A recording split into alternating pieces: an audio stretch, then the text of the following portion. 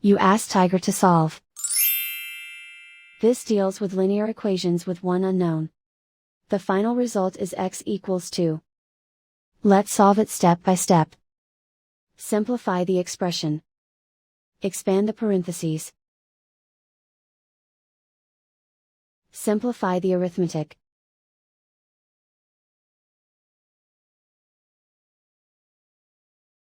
Group all x terms on the left side of the equation.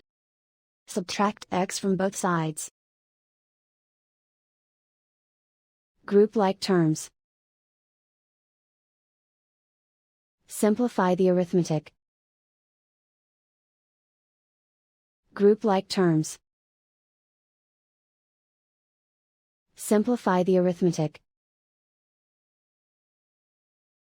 Group all constants on the right side of the equation. Add 4 to both sides. Simplify the arithmetic.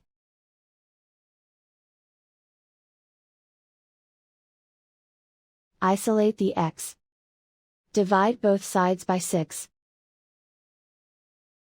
Simplify the fraction. Find the greatest common factor of the numerator and denominator. Factor out and cancel the greatest common factor. And so the final result is x equals 2.